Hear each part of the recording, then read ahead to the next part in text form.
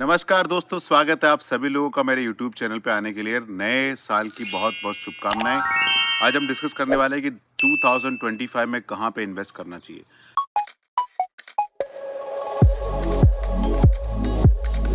सबसे पहले हम देखते हैं कि 2024 के बिगिनिंग में हमने क्या बोला था।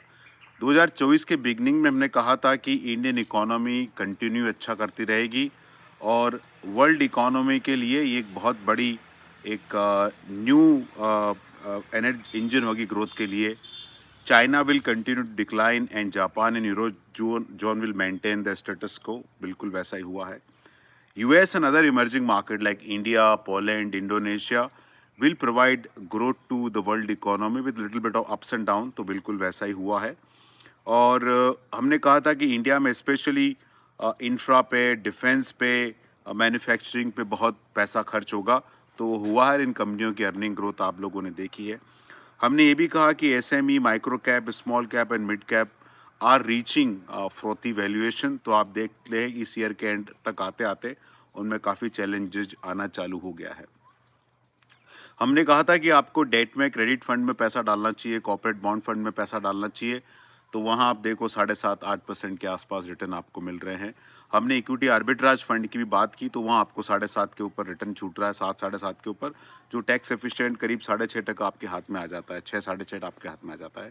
और हमने एफडी की जगह इक्विटी सेविंग फंड्स आप लोगों को बताया था, तो उसका रिटर्न परफॉर्मेंस बहुत अच्छा रहा। करीब-करीब 8% पोस्ट टैक्स आपको रिटर्न इसके अंदर छूटा है। इक्विटी में हमने कहा कि बीएफएसआई सेगमेंट में पैसा डालें, हेल्थ केयर में पैसा डालें, कंजम्पशन में पैसा डालें। और हमने कहा था कि ये मेगा थीम है और हम कंटिन्यू बिलीव कर रहे हैं कि थीम मेगा रहने वाली है। और हमने कहा कि आपको large cap, flexi cap, multi cap में पैसा डालना है और बैलेंस एडवांटेज फंड और मल्टी एसेट फंड में पैसा डालना है। और सारा ये हमारी स्ट्रेटेजी बाय एंड लार्ज चली है। हमने ये भी कहा कि आपको स्मॉल एंड मिड कैप को अवॉइड करना है क्योंकि उसके अंदर फ्रोथी वैल्यूएशन बन रहे हैं। एसएमई को अवॉइड करना है और आईपीओस को भी अवॉइड करना। हमने देखा है काफ़ी चैलेंजेस उसके अंदर आए थे। और हमने ये भी कहा था कि स्मॉल एंड मिड कैप से ग्रेजुअली आपको प्रॉफिट बुक करना है। तो अगर आपने किया तो आपके लिए बहुत अच्छा रहा होगा। अभी क्या होने वाला है 2025 के अंदर? 2025 के अंदर अभी तक जो वर्ल्ड इकोनॉमी और इंडियन इकोनॉमी चल रही है उसके बिल्कुल 20-30 साल से, हम 40 साल से जो हम चीज़ देख रहे हैं उससे थोड़ा अलग हट के वर्ल्ड इकोनॉमी चलने वाली है। डोनाल्ड ट्रंप के आने के बाद जो अमेरिका की ट्रेड पॉलिसी है वो बिल्कुल अलग रहेगी इतने सालों के मुकाबले जो रही है। और इसके ऊपर सेपरेट वीडियो मैं आने वाले समय के अंदर बताऊंगा कि यूएस ट्रम्प पॉलिसी क्या रहेगी और उसका इम्पैक्ट ग्लोबल मार्केट और इंडियन मार्केट पे पोटेंशियली क्या हो सकता है। बजट का इस बार मुझे लगता है थोड़ा ज़्यादा इंतज़ार करना पड़ेगा क्योंकि जो जुलाई में बजट आया था वो 240 सीट वाला बजट था। अभी क्या महाराष्ट्र, हरियाणा जीतने के बाद शायद अलग तरह का बजट आए। तो इस बार बजट को देखना मेरे हिसाब से ज़्यादा कीनली ऑब्जर्व करना चाहिए कि टैक्स रिफॉर्म पे क्या कर रहे हैं, जीएसटी पे क्या कर रहे हैं। तो ये देखना चाहिए। और अभी इस बाजार के अंदर कोई भी ऐसा सेगमेंट मार्केट का नहीं है जो अंडर वैल्यूड है।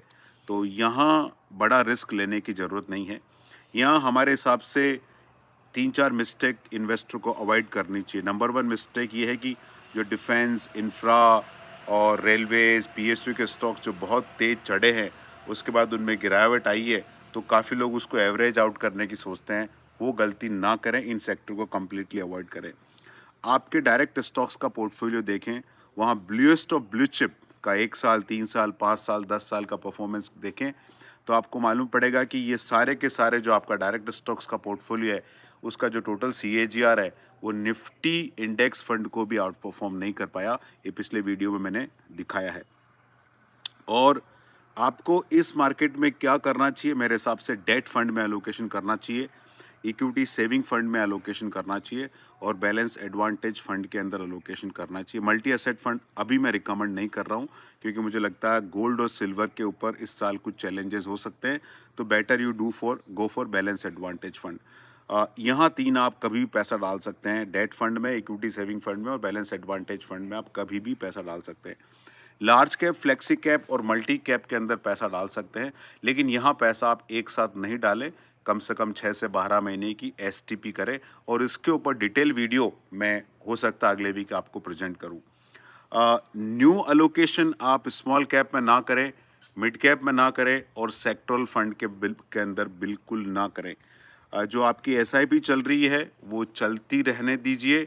स्मॉल और मिड कैप से और सेक्टरल फंड में एसआईपी उसको आप बंद कर सकते हैं। Large cap, flexi cap, multi cap में आप एसआईपी कंटिन्यू रख सकते हैं। जो थीम हमको अच्छी लग रही है इस बाजार के अंदर, बीएफएसआई अच्छी थीम लग रही है, हेल्थ केयर अच्छी लग रही है, कंजम्पशन अच्छी लग रही है, मैन्युफैक्चरिंग अच्छी लग रही है, but don't expect magic in this year. ये साल मेरे हिसाब से बड़ा रिटर्न देने वाला साल नहीं रहेगा। तो आपका एग्जिस्टिंग म्यूचुअल फंड पोर्टफोलियो को ज़्यादा टच मत करिए। अगर आपका मिड एंड स्मॉल कैप दोनों मिला के 25-30% के ऊपर अलोकेशन पोर्टफोलियो में हो गया है तो थोड़ा उसको हल्का कर सकते हैं। टैक्स का जरूर ध्यान रखिए। इस साल बड़ा मैजिकल नंबर की उम्मीद मत करिए। एसआईपी कंटिन्यू रखिए और ये साल मेरे हिसाब से ईयर ऑफ अक्यूमुलेशन होने वाला है। तो इससे घबराए नहीं अगर आपके पोर्टफोलियो पे इमीडिएटली रिटर्न ना दिखें और कम रिटर्न दिखें और कहीं कहीं नेगेटिव रिटर्न दिखे तो ये घबराए नहीं, क्योंकि जब भी ये एक्यूमुलेशन फेज होता है उसके 2-3 साल बाद रिटर्न बहुत अच्छा निकलता है। तो ये मत उम्मीद करिए कि अभी मैं बंद कर देता हूँ और जब ग्रोथ चालू होगी तब मैं आ जाऊँगा, ये कभी नहीं हो पाता है। तो कंटिन्यू अपने पोर्टफोलियो की एसआईपी, एसटीपी कंटिन्यू रखें। मिड एंड स्मॉल कैप में एक्सपोजर कम करें, सेक्टरल फंड में एक्सपोजर कम करें और रिस्की बैट लेना इस बाजार में बिल्कुल ना लें। मिलियन डॉलर बेबी के अंदर एक बहुत इंटरेस्टिंग सीन है, उसके अंदर बॉक्सिंग पे वो मूवी है और boxing is one of the most aggressive sports. तो वहाँ लेकिन सबसे पहले चीज़ बोली जाती है कि प्रोटेक्ट योरसेल्फ। तो मुझे लगता है 2025 साल ऐसा है कि protect your portfolio from major downside, और ये एक्यूमुलेशन फेस वाला साल है, इस बात का ज़रूर ध्यान रखें। दोस्तों ये वीडियो सिर्फ और सिर्फ एजुकेशन पर्पजेस के लिए। आपको कहाँ इन्वेस्ट करना, कहाँ नहीं करना, अपने म्यूचुअल फंड डिस्ट्रीब्यूटर से कंसल्ट करें। और mutual fund investments are subject to market risk. Please read the offer document carefully before investing. और कोई भी इन्वेस्टमेंट प्रोडक्ट में रिटर्न देखने से पहले रिस्क जरूर देखें।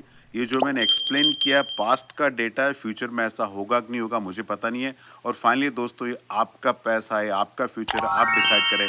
हम इस पूरे प्रोसेस में बहुत ही छोटे इनेबलर हैं। धन्यवाद।